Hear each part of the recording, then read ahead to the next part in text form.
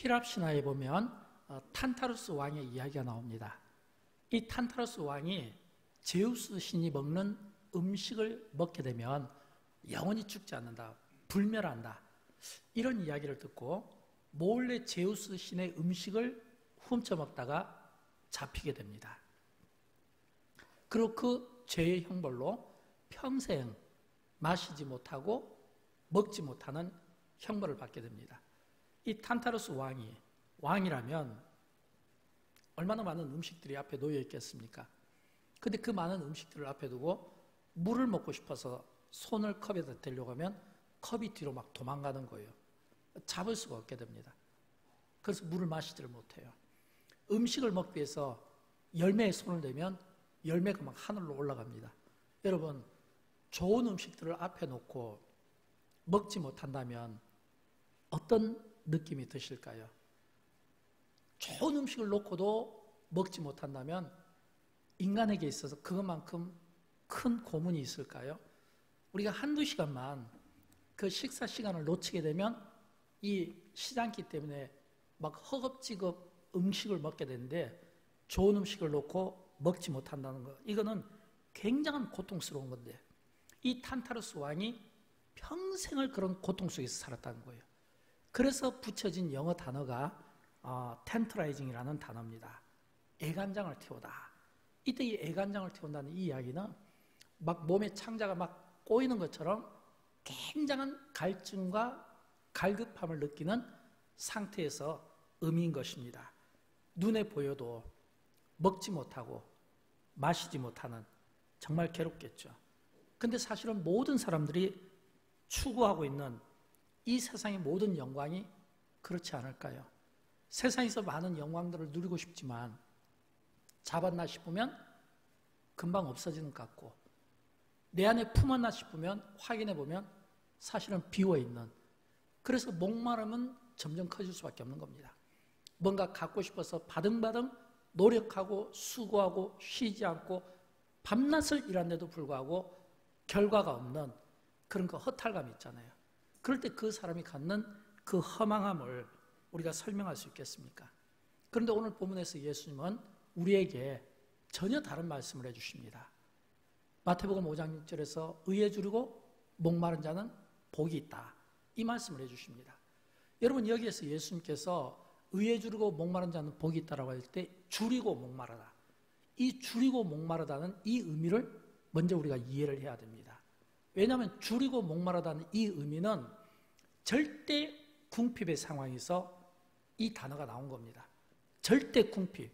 사실 저도 그렇고 이 자리에 계신 우리 모두는 절대 궁핍을 경험해 보지 못했습니다. 아마 이 가운데 절대 궁핍을 과거에 경험해 보신 분들은 있을지 모르겠어요. 지금은 워낙 풍요의 삶을 살기 때문에 우리가 경험할 수가 없는데, 과거에 우리 부모님 세대 가운데 연세 많이 드신 분들, 예를 들어서 한국 전쟁을 겪었다든지, 또는 뭐 60년, 70년 대 그때 한국이 참 찢어지게 가난하게 살던 그런 극심한 때가 있었잖아요. 막 보릿고개가 막 이런 단어들이 막 나오게 될 때, 그때는 어느 정도의 궁핍된 그런 삶 속에서 먹지 못하고 마시지 못하는 이런 어떤 허덕이는 갈급함이 있었을 거거든요. 그러나 예수님께서 말씀하시는 이 당시의 유대인들에게는 이건 좀 더 실제적인 그들의 삶의 문제였습니다. 왜냐하면 2000년 전이잖아요. 2000년 전 그 당시 유대 사회는 로마의 압제 속에서 살았거든요. 로마의 압제 속에서, 그 통치 속에서 고통과 고난을 받았는데, 특별히 또 하나님을 믿는 사람들, 그리스도인들은 고난이 더 컸죠.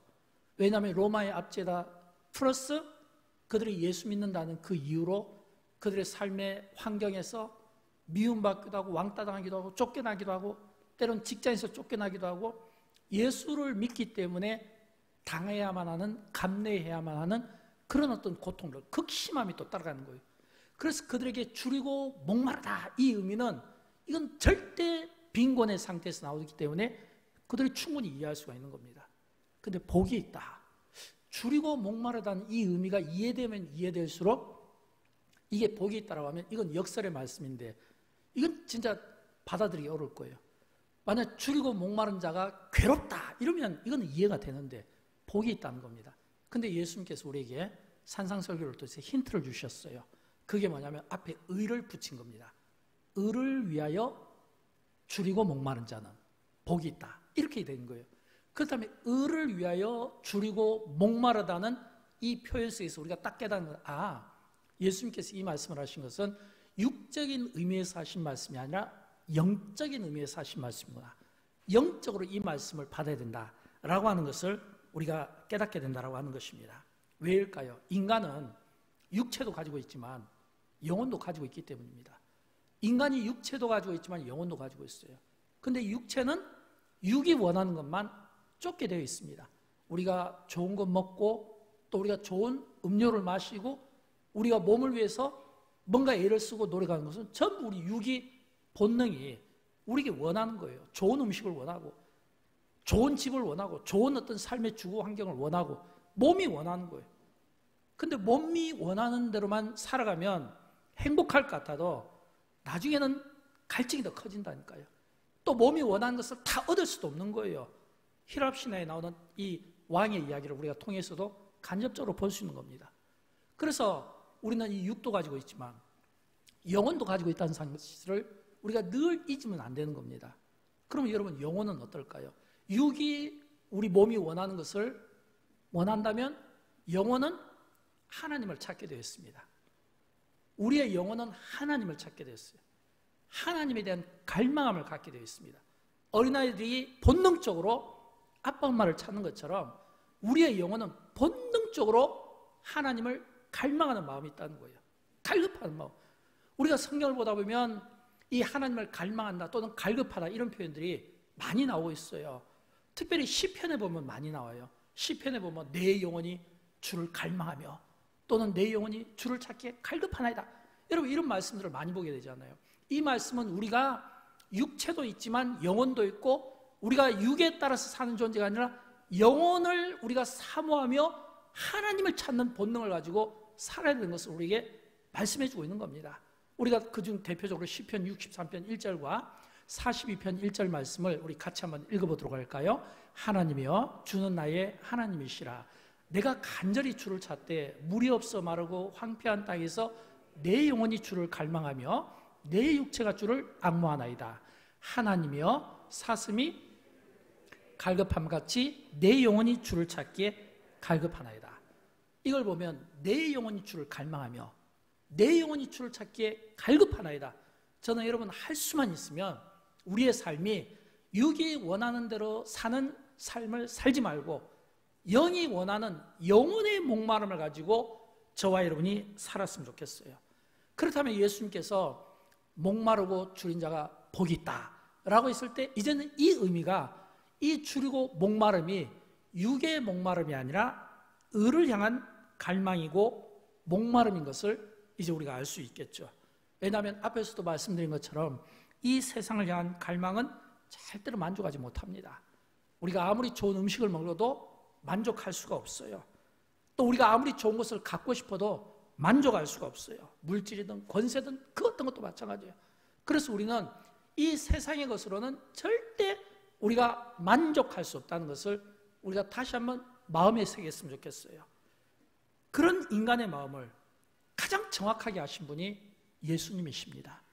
그래서 예수님께서 공생의 기간 중에 수가성의 여인이 물을 길러 왔을 때 예수님께서 만나주시며 하신 말씀이 있잖아요. 이 물을 마시는 자는 다시 목마를 것이다. 이 말은 절대 여인이 그 우물을 파서 마시는 그 물이 그 여인의 타는 갈증을 해결시켜주지 못한다는 것을 말씀해주고 있는 겁니다. 인생의 행복을 원하십니까? 저는 행복을 원합니다. 이 가운데 모든 분들은 인생의 행복을 원할 것으로 봅니다. 우리가 인생의 행복을 원한다면, 진정한 행복을 원한다면 먼저 우리 안에는 이런 육신의 것, 세상적인 것, 세상적인 욕망으로부터 우리 자신을 절제하고 통제할 수 있는 마음이 중요합니다. 진정한 행복은 내 육신을 채우고 욕망을 채우는 데 있는 게 아니라 내 육신을 다스리고 욕망을 다스리는 데서부터 진정한 행복은 시작되기 때문입니다. 그러므로 여러분이 행복을 원하면 무엇보다 육신을 절제하고 육신을 통제할 수 있는 자족의 마음이 필요합니다. 여러분, 사도 바울이 저는 이 마음을 가졌다고 봐요. 왜냐하면 바울은 그가 극심한 가난에도 처해봤지만 풍부에도 처해봤다고 했거든요. 이 말은 부와 가난을 동시에 경험해봤다는 겁니다. 동시에 경험하면서 바울이 얻은 결론은 자족이었어요. 내가 일체의 자족을, 비밀을 배웠다. 이 말은 이제는 풍요로울 때도 그가 그 풍요를 통제하고 다스릴 수 있는 능력이 그에게 갖춰졌고, 또 가난이 그에게 찾아왔어도 그 가난 가운데서도 역시 통제할 수 있는 능력이 또한 갖춰져 있다는 것을 이 바울이 자족하는 마음을 통해서 우리에게 보여주고 있다라고 하는 겁니다. 저는 그런 의미에서 예수님께서 의에 주리고 목마른 자는 복이 있다라고 이렇게 말씀할 때 이 의에 주리고 목마른 자가 갖는 이 갈망은 두 번째로 영적인 갈망이라고 생각합니다. 영적인 갈망. 저는 여러분 할 수만 있으면 우리가 세상이 또는 육신이 우리에게 주는 목마름 때문에 사시지 마시고 예수님께서 말씀하신 의에 대한 목마름, 이런 갈망을 가지고 사셨으면 좋겠어요. 저는 앞에서 3번에 걸쳐서 심령이 가난한 사람, 애통하는 사람, 온유한 사람에 대해서 말씀을 드렸습니다. 그리고 오늘은 4번째 말씀입니다. 심령이 가난한 사람에게 딱 주어진 이 초점은 죄입니다. 심령이 가난한 사람은 죄에 대한 초점을 맞추고 있는 거예요. 대조적으로 온유한 사람은 하나님의 거룩에 초점을 맞춘 겁니다. 죄에 대해 초점을 맞춘 사람에게 기대되는 그 다음 모습은 애통하는 모습입니다. 죄를 끊어내야 되니까 죄와 처절하게 싸우는 애통의 단계가 필요합니다. 애통하는 마음을 통해서 이 죄 문제가 해결했을 때 비로소 그 사람 눈에 보이기 시작한 것은 거룩입니다.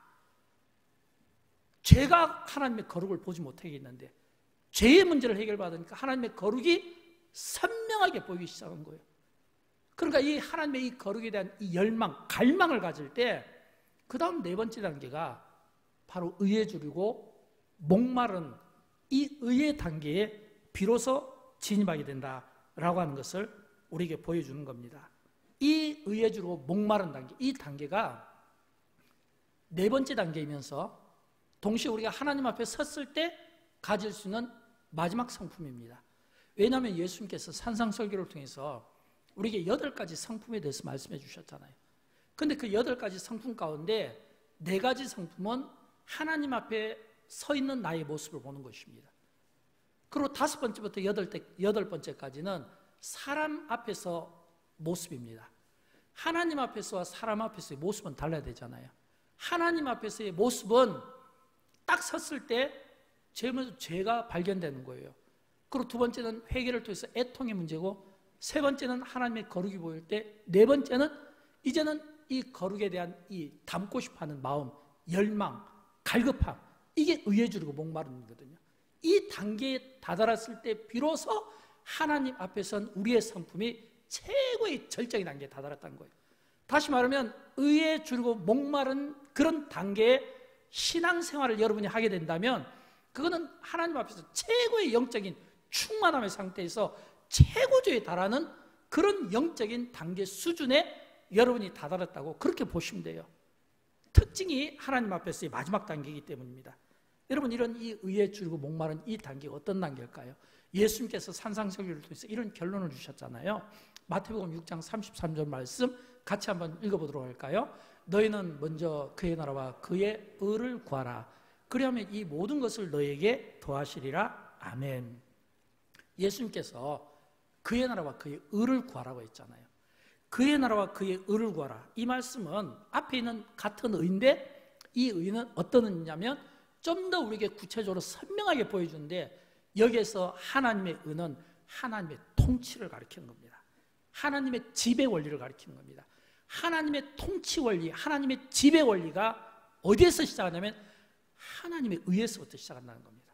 다시 말하면 하나님의 의는 하나님의 기준을 말하는 겁니다. 하나님의 표준을 말하는 겁니다. 하나님의 잣대를 말하는 겁니다. 우리가 많은 경우 어떤 것들을 판단하게 되잖아요.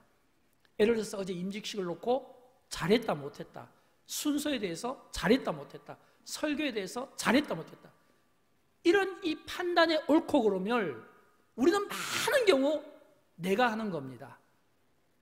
근데 여기서 하나님의 의를 이야기하는 의에 줄인 목마른 이 상태는 내가 판단한 것이라 나의 판단은 내려놓고 하나님의 의의 기준에서 판단을 받는 겁니다. 우리가 한 일에 대해서 옳고 그름을 하나님의 의의 기준에서, 내가 아니라는 거예요. 왜요? 우리는 타락한 인간의 본성을 가진 우리에게는 그런 결정권이 없다는 거예요. 그래서 로마서에 보면 타락한 인간의 이 본성을 이렇게 이야기하고 있잖아요. 로마서 3장 10절부터 12절 말씀 같이 한번 읽어보도록 할까요? 의인은 없나니 하나도 없으며 깨닫는 자도 없고 하나님을 찾는 자도 없고 다 치우쳐 함께 무익하게 되고 선을 행하는 자는 없나니 하나도 없도다. 여러분, 이것은 우리의 정직한 고백이 돼야 되는 거예요. 의인은 없나니 하나도 없도다. 우리 안에는 타락한 인간의 본성에는 의가 없다는 거예요. 의로운 사람이 없다는 거예요. 우리가 생각하는 이 의가 마치 걸레 같은 것이고 행주와 같은 것이라는 거예요. 우리가 생각하는 이 의가 바울의 그 표현에 의하면은 바울은 뭐라고 이야기합니까? 바울은 자기 자신의 그 의롭게 생각하는 주장했던 수많은 자랑거리들을 어떻게 이야기합니까? 배설물로 여기겠다고 했잖아요. 하나님 앞에 서본 자만이 내릴 수 있는 결론이라고 봅니다. 바울이 하나님 앞에 서보니까 자기 자신이 기가 막힌 죄인이라는 거예요. 로마서 1, 2장에서 그가 얼마나 하나님 앞에 죄인인 것을 깨닫고 그것을 놓고 얼마나 애통해하고 로마서 7장까지 계속해서 오라 나는 공고한 죄인이다. 누가 이 사망의 법에서 나를 구원하랴. 이런 이 바울의 이 애통하는 이 모습 가운데서 이 바울이 깨달은 진리가 하나님 앞에 탁 서봤을 때 내가 주장할 것은 아무것도 없다. 전부 다 배설물로 해로 여기겠다. 이런 정직한 이 고백이 나오게 된다고 하는 겁니다. 그렇다면 여러분, 누가 이 의를 이야기할 수 있겠습니까? 누가 이 의를 이야기할 수 있겠습니까? 의로운 사람이 없는데, 모든 사람이 죄인이고 모든 사람이 의롭지 못하다고 하는데 깨닫는 자도 없고 하나님을 아는 자도 없는데 누가 의롭다 할 수 있겠냐 이거예요. 우리가 의로워지기 위해서는 내 노력과 행위와 공로와 의지 가지고는 안 되는 거예요. 어떻게 해야 될까요? 하나님께서 우리에게 값없이 주시는 은혜를 받아야 되는 겁니다. 하나님께서 우리에게 값없이 주시는 이 은혜를 통해서 우리가 이 죄를 끊어내고자 하는 거룩한 노력을 통해서 거룩을 닮아가야 되고 성화의 과정을 닮아가는 겁니다. 하나님이 우리에게 값없이 주시는 은혜를 통해서 죄를 끊어내고 하나님을 닮아가고자 하는 이 거룩한 모습을 닮아가고 성화된 이 모습을 닮아가기 위해서 노력하고 그 자격을 갖출 때 비로소 우리는 그리스도인으로서 가장 최고의 절정의 삶을 우리가 살아들 수 있다고 하는 겁니다. 사랑하는 여러분, 하나님께서 우리 한 사람 한 사람에게 원하시는 의가 있어요. 우리 한 사람 한 사람에게 원하시는, 철저히 요구하시는 의가 있어요. 그 의에 저와 여러분이 그 기준에 다다랐으면 좋겠어요. 제가 한번 여러분에게 질문을 드려볼게요. 내가 의에 주르고 목마른 사람인가? 내가 의에 주르고 목마른 사람이라면 두 가지, 자막에서 나온 것처럼 두 가지가 주어져야 됩니다. 첫째는 의에 주르고 목마른 사람은요, 불신자에게는 구원의 은혜를 나타나게 됩니다. 왜요? 우리가 하나님 앞에 섰을 때 거룩하지 못한 우리가 거룩하신 분 앞에서 고개를 떨굴 수밖에 없는 것처럼 사람도 마찬가지입니다. 내 안에 의에 주르고 목마른 거룩함이, 그리스도를 닮아가는 성품, 하나님의 속성이 우리 안에 있다면 자연히 믿지 않는 불신자들이 봤을 때는 고개를 떨구지 않겠습니까? 여러분, 우리가 구원받을 때는 어떻게 받나요? 구원은 우리 안에 있는 이 죄를 예수 그리스도의 이름으로 사함받고 용서받고 회개했을 때 우리가 구원받잖아요. 그러니까 이 불신자들이 믿는 우리에게서 나타나는 이 의로움을 통해서 우리가 제시하는 그 복음으로 그들이 그리스도의 옷으로 새롭게 갈아입는 이런 거룩한 이 과정을 통해서 그들이 구원을 얻게 하는 것입니다. 내가 의로우면, 내 안에 이런 의로움이 있으면 의로운 나를 통해서 불신자들이 구원을 받게 된다는 겁니다. 또 의로운 나를 통해서 믿는 성도들은 어떻게 할까요? 믿는 성도들은 성화의 축복을 받게 되는 겁니다. 성화라고 하는 것은 우리가 그리스도를 닮아가는 과정이잖아요. 우리가 그리스도를 닮아간다는 이 의미는 하나님의 형상대로 회복된다는 의미입니다. 영적인 성장을 의미하는 겁니다. 하나님의 거룩과 영광과 그 광채 앞에 탁 내가 서 있을 때 그 영광스러운 그 광채와 영광스러운 몸으로 변하는 그 과정입니다. 이런 이 변하는 이 과정이 성화고, 이 성화가 당연히 천국에서도 일어나겠지만 이 땅에서도 경험할 수 있어야 된다고 하는 겁니다. 저는 이런 의미에서 저와 이런 우리 모두가 의에 줄이고 목마른 삶을 통하여 믿지 않는 불신자에게는 구원의 은혜를 나타내는 열매의 삶을 살았으면 좋겠고, 믿는 그리스도인들에게는 그들의 그 성화의 축복을 얻을 수 있도록, 성화받을 수 있도록 의로운 나를 통해서 그런 삶을 돕는 삶을 저와 여러분이 살았으면 좋겠어요. 성경은 예수님께서 의에 줄이고 목마른 사람의 복에 대해서 이렇게 정의를 해줍니다. 의에 줄이고 목마른 사람은 어떤 복을 받느냐? 그들이 배부름을 받을 것이며 배부를 것이며 이렇게 되어 있거든요. 의에 줄이고 목마른 자에게 주어지는 하나님의 복은 배부름입니다. 이때 이 배부르다는 것은 이게 세상적인 것으로 배부름이 아니라 하나님의 충만함이 내 안에 가득 채워진 걸 이야기합니다. 하나님의 충만함으로 배부른 상태를 이야기하는 겁니다. 하늘의 신령한 것을 성령께서 우리에게 부어주시고, 그 부어주시는 그 은혜, 그 축복들이 우리 안에 충만된 이 상태가 바로 그들이 배부를 것이며 할 때 이 배부름의 상태라 이 말이에요.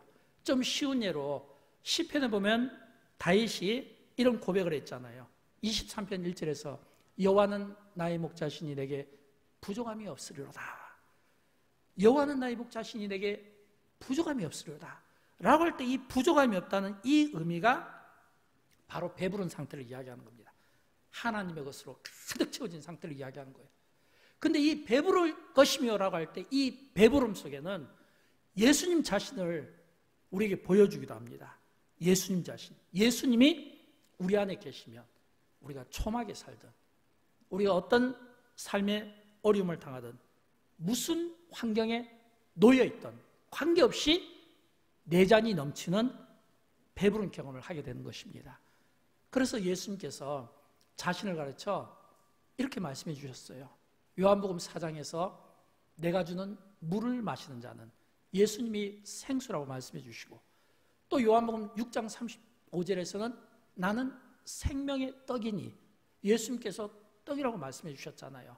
우리가 성찬식 때 자주 고백하는 내용인데 같이 한번 읽어보도록 할까요? 내가 주는 물을 마시는 자는 영원히 목마르지 아니하리니 내가 주는 물은 그 속에서 영생하도록 솟아나는 샘물이 되리라. 나는 생명의 떡이니 내게 오는 자는 결코 줄이지 아니할 터요 나를 믿는 자는 영원히 목마르지 아니하리라. 아멘. 예수님께서 내가 주는 물을 마시는 자는 영원히 목마르지 않다는 거예요. 또 내가 생명의 떡이니 내게 나온 자는 결코 줄이지 아니할 것이다. 영원히 목마르지 않을 것이다. 이거를 예수님께서 우리에게 말씀해 주신 겁니다. 영원히 목마르지 않으리라. 이 말을 대조적으로 이야기하면 세상이 우리에게 주는 것은 절대로 우리에게 영원히라는 이런 단어를 쓰지 못하게 합니다. 왜냐하면 세상은 우리에게 풍요를 통해서 일시적인 기쁨은 줄 수 있어요. 제한된 기쁨을 줄 수 있어요. 그러나 어디까지나 일시적이고 제한적인 것이지 영원하거나 영구적인 것은 아닙니다. 영원히 목마르지 아니하는, 영원히 줄이지 아니하는 이런 이 복을 받으려면 우리의 생명이 되어주시고 우리의 생수가 되어주신 예수 그리스도께서 우리 안에 오실 때, 생명의 떡으로 우리 안에 오실 때 비로소 우리가 영원히 목마르지 아니하는 배부름을, 이 복을 우리에게 누리게 된다는 약속의 말씀을 해주고 있는 겁니다.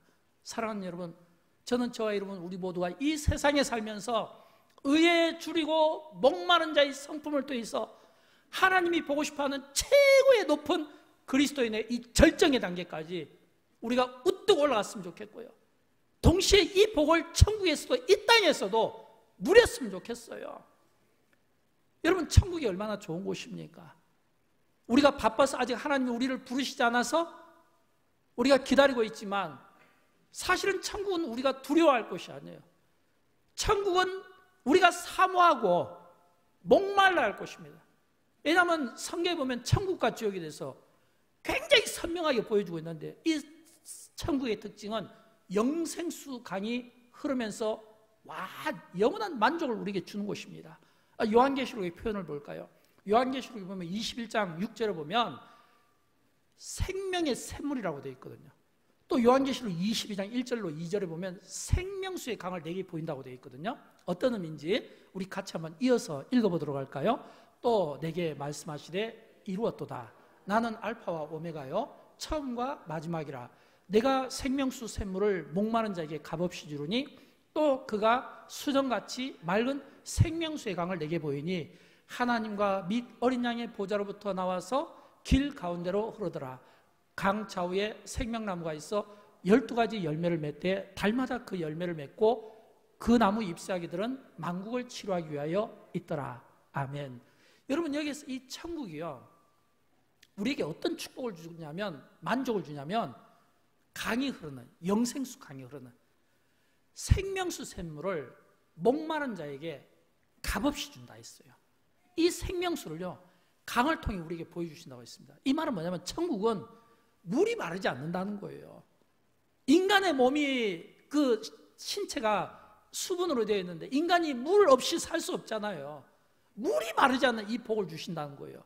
근데 이 말씀이 이게 무슨 복이지? 그래서 여러분의 이해를 돕겠어요. 이게 진짜 이 천국이 이 생명수가 넘친 게 복이 된다는 것은 지옥과 대조적으로 보면 돼요. 예수님께서 이 부자와 거지 나사로 비유를 통해서 부자가 지옥에 가서 고통받는 모습을 우리에게 보여주셨잖아요. 지옥은 체험받지 못하는 그런 갈망 있는 고통의 장소라는 것을 부자의 독백을 통해서 우리가 보게 됩니다. 같이 한번 읽어보도록 할까요? 그가 음부에서 고통 중에 눈을 들어 멀리 아브라함과 그의 품에 있는 나사로를 보고 불러 이르되 아버지 아브라함이여 나를 긍휼히 여기사 나사로를 보내어 그 손가락 끝에 물을 찍어 내 혀를 서늘하게 하소서. 내가 이 불꽃 가운데서 괴로워하나이다. 아멘. 여러분, 이 말씀을 보면요, 지금 이 부자가 지금 이 지옥에서 지금 그가 당하는 그 고통이 뭐냐면 손가락 끝에 물을 찍어서 내 혀를 서늘하게 해달라는 겁니다. 불꽃 가운데서 자기가 괴로움을 당한다는 거예요. 여러분 한번 생각해 보십시오. 불꽃 가운데서 괴로워하는 사람에게 그 손가락 끝에 물을 찍은 게 이게 어떻게 그 혀에 서늘할 수 있겠습니까? 그만큼 그 지옥의 환경이 불꽃 가운데서 괴로움 당하면서 그 한 방울의 물이 없는 곳이라는 거예요. 천국과 대조적으로 보면 천국은 영생수 강이 흐르고 값없이 그 물을 원없이 주시는 곳이고 그 강을 우리에게 흘려서 보내는 곳이고 그 강을 보면서 그 강을 통해서 열매들이 달마다 계절마다 열매들이 자라고 그 열매의 그 잎사귀들이 치료하는 능력이 있다고 해주셨잖아요. 이게 천국이에요.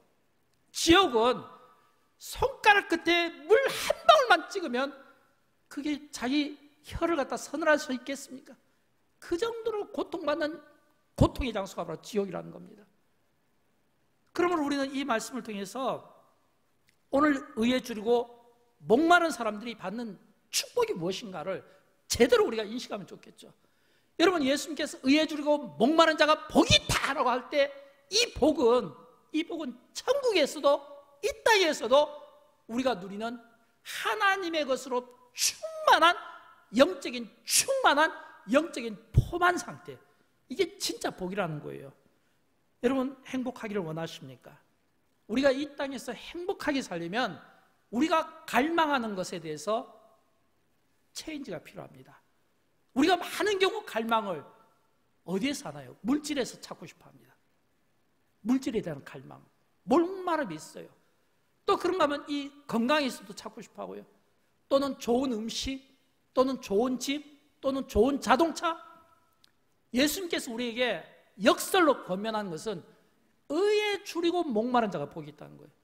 이 말은 거룩하신 하나님 앞에서 너 자신이 의에 줄이고 목마른 단계에 이르면 이 말은 이미 심령의 가난한 단계에 거치고 애통하는 자에 거치고 온유한 자의 단계를 거치고 올라온 최정상 하나님의 자녀들이 하나님 앞에서 보여줄 수 있는 정상의 단계, 이게 의에 줄이고 목마른 단계입니다. 이런 이 의인의 단계에 섰을 때 하나님이 그를 쓰시고 복을 주신다는 거예요. 여러분, 우리가 어떻게 이런 삶을 살 수 있을까요?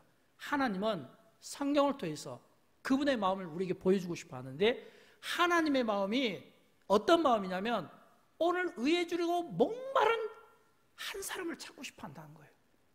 의에 주려고 목마른 사람을 찾고 싶어 한다는 거예요. 하나님은 어떤 사람이 의에 주려고 목마른 사람일까요? 제가 짧게 타이틀을 말씀드릴게요. 여러분이 한번 스스로 점검해 보십시오. 내가 의에 주려고 목마른 사람인가? 세 가지인데, 첫째로 의에 주려고 목마른 사람은 내 안에 있는 거짓된 의를 정확하게 깨뜨려 볼 수 있는 사람.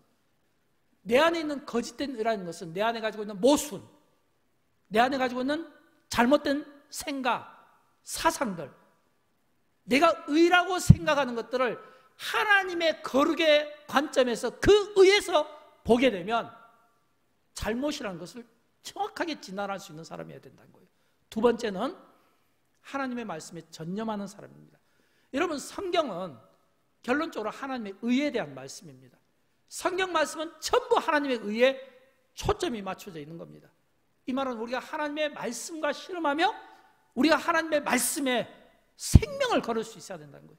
하나님의 말씀이 내 삶의 운명을 바꿀 수 있어야 된다는 거예요.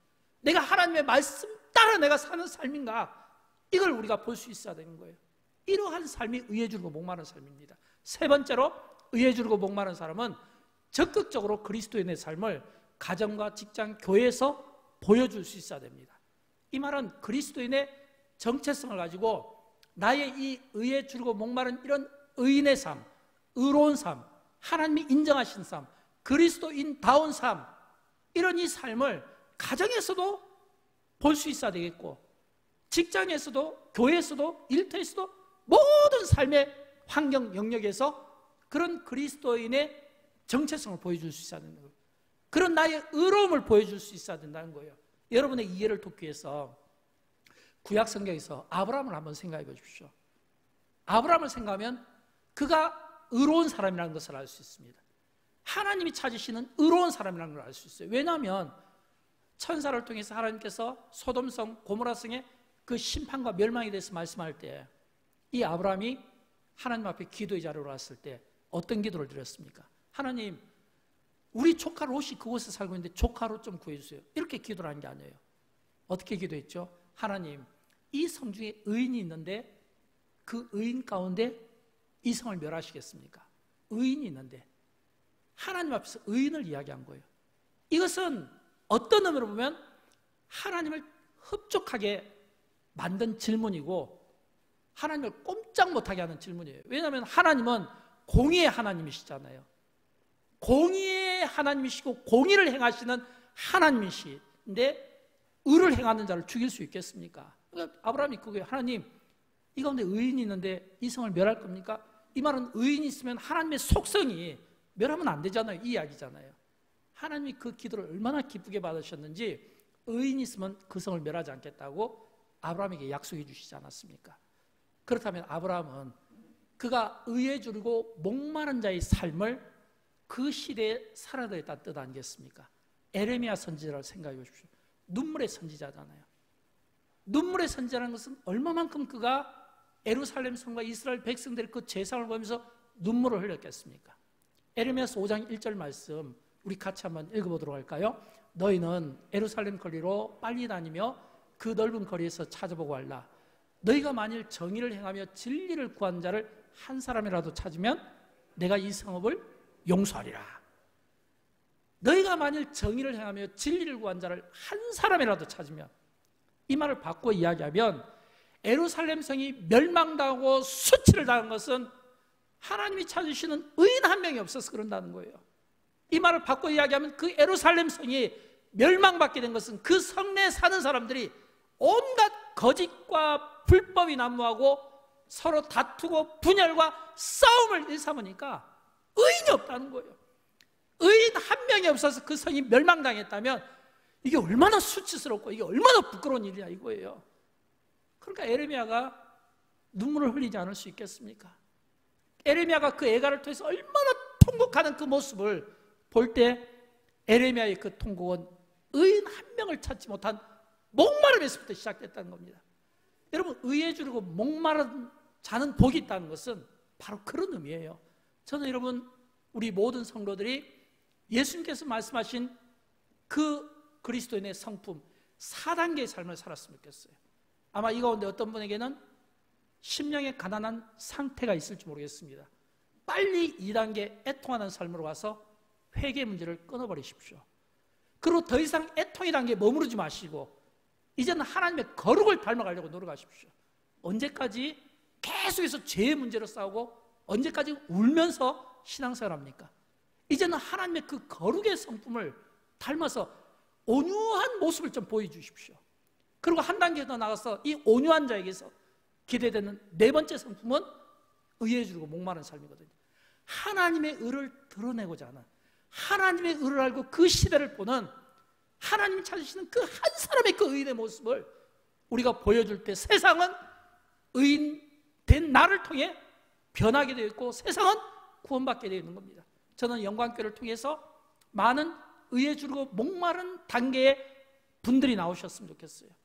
영광교회를 통해서 수많은 축복의 통로로 의에 주르고 목마른 자들을 통해서 이 영적인 이 배부름과 포만한 하나님의 것으로 충만한 성령이 우리에게 주신 많은 이 다양한 은사들을 누리시면서 나누었으면 좋겠어요.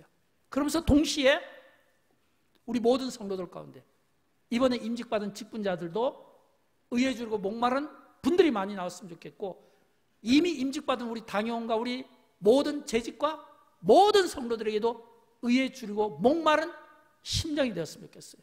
하나님이 우리에게 기대하시는, 하나님이 보고 싶어하는, 하나님이 찾으시는 의에 주르고 목마른 자의 그 복이 그들이 배부름을 받을 것이요, 배부름, 세상 것이 아니라 하나님의 것으로 가득 채워지고 하나님의 것으로 충만케 되어서 하나님의 것으로 온 세상을 충만케 하는데 저와 여러분이 쓰임받기를 주님의 이름으로 축원드립니다. 우리 다 함께 일어나실까요? 함께 찬양하실 때 오늘 찬양은 지난주에 했던 같은 찬양을 다시 한번 우리가 찬양하도록 하겠습니다. 이 찬양을 통해서 하나님 말씀 앞에서 다시 한번 우리의 삶을 다짐하고 영적으로 점검받았으면 좋겠습니다. 여러분, 의에 주르고 목마른 자의 삶을 살고 싶습니까? 그렇다면 하나님의 말씀에 두려워할 수 있어야 됩니다.